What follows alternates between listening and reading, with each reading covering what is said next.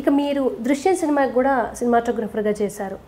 ఈ మధ్య కాలంలో ఒక 1-2 years బ్యాక్ వచ్చింది. ఆ సినిమాకి సినిమాటోగ్రాఫర్గా చేసిన మీరు దృశ్యం 2 అంటే సీక్వెల్ వచ్చింది. దానికి ఎందుకు మీరు లేరు? అది చాలామందికి మాకు ఆశ్చర్యం కలిగించింది. అది ఒక్కోసారి ఏమవుతుందంటే అండి, ఇప్పుడు దృశ్యం ఫస్ట్ పార్ట్ చేసిన క్రూ ఉంటారు కదండి. ఇప్పుడు ఆ డైరెక్టరే ఇప్పుడు తెలుగు సినిమాకి ఆ డైరెక్టర్ చేయాల. ఓకే. ఇప్పుడు తమిళ సినిమాకి ఆ ఒరిజినల్ ఆయనే చేస్తున్నారు, జీతు జోసెఫ్ అని ఆయన సినిమాటోగ్రాఫర్ ఉంటారుగా. మళ్ళీ కొత్తగా నేను అంటే ఆయనకి ఒక బాండేజ్ ఉంటుంది కదా, so they are continuing. Durga Arts మంచి మంచి సినిమాలను ఇచ్చింది సినీ పరిశ్రమకి. ఎందుకు దూరంగా ఉంటుంది ఇప్పుడు సినిమాలు నిర్మించడానికి? అన్నీ కుదురుతాయి. నేను క్షణక్షణం సినిమాకి ప్రొడ్యూసర్గా అవ్వటం కూడా సడన్ ఇట్ హ్యాపెండ్ కదా. అలాగే మంచి మంచి సినిమాలు తీయాలనుకుంటాము, ఒక స్క్రిప్ట్తో వెళ్తాము, అది ఇంకొకరికి నచ్చదు, ఇంకొక స్క్రిప్ట్తో రమ్మంటారు, అది ఆ కైండ్ ఆఫ్ మనకు నచ్చవు. అట్లాగా కొన్నిటిలో మనం ఒక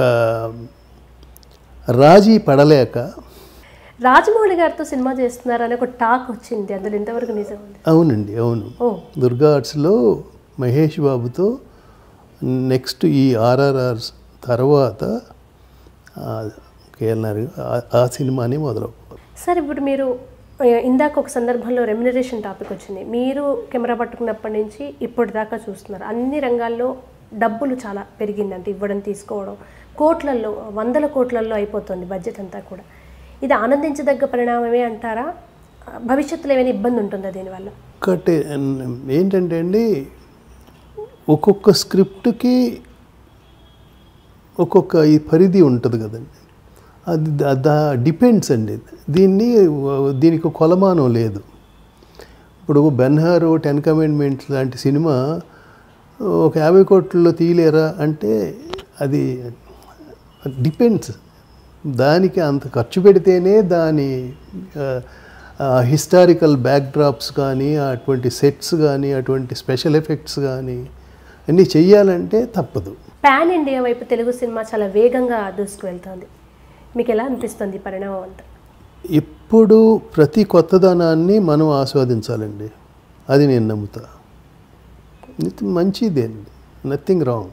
త్రివిక్రమ్ గారు లేదా పూరి జగన్నాథ్ గారు, రాజమౌళి గారు మీ ముందు వచ్చిన వాళ్ళు, వీళ్ళని చూస్తుంటే ముఖ్యంగా రాజమౌళి గారు లాంటి డైరెక్టర్ ఇప్పుడు అసలు ఆయన టాప్, మన తెలుగు సినిమాని ప్రపంచానికి పరిచయం చేసిన వ్యక్తిగా రాజమౌళి గారిని చూస్తున్నాం.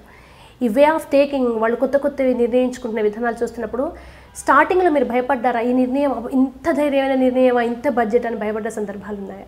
అసలు అప్పుడు సినిమా రిలీజ్ అయ్యేంత వరకు వీటి గురించి తెలియదు అండి. సినిమా చూసిన తర్వాత మన తెలుగు ప్రజలు గర్వించదగ్గ డైరెక్టర్ దొరికాడే అని ఫీల్ అయ్యాను తప్పితే, మీరు ముందు ఈ బడ్జెట్లు వీటి గురించి నేను అసలు ఎప్పుడు వాటి గురించి తర్వాత చూసిన తర్వాత ఎంత ఉంటుంది, ఎంత గొప్పగా తీశారు అని.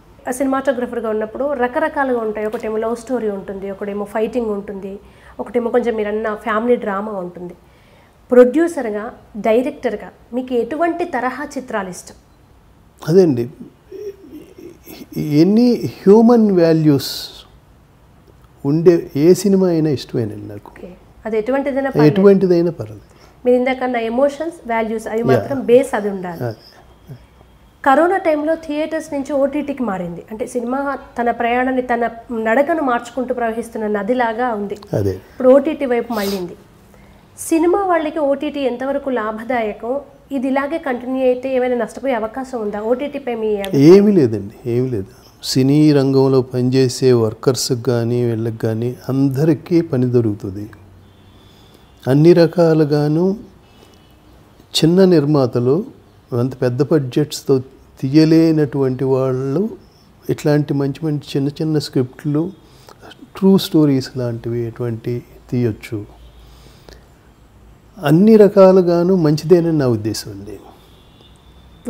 ఓటీటీలో కానీ, తర్వాత వెబ్ సిరీస్లని కానివ్వండి, ఇన్ని బ్రాంచెస్ వచ్చినాయి కదండి, ప్రతిదీ మంచి కోసమే అని నా ఉద్దేశం.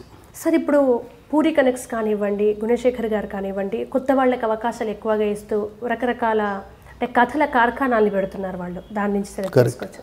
షార్ట్ ఫిల్మ్స్ వస్తున్నాయి, మీరు ప్రతి టెక్నాలజీని అడాప్ట్ చేసుకునే పర్సన్ చూస్తున్నారా? కొత్త టాలెంట్ ఎవరైనా బెస్ట్ ఉంటే దుర్గా ఆర్ట్స్ నుంచి ఏమైనా అవకాశాలు వచ్చే ఛాన్సెస్ ఉన్నాయా?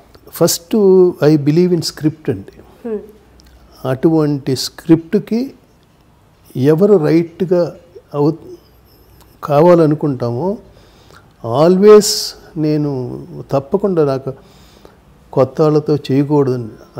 I always believe in that ఈ క్యారెక్టర్కి వీళ్ళు సరిపోతారంటే నేను ఆ నిర్ణయం తప్పకుండా తీసుకుంటానండి, దానికి షేడ్ అవుట్ లేదు.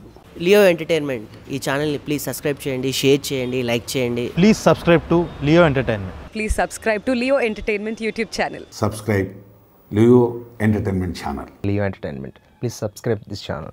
హాయ్, నేను ఆనంద్ రంగానే.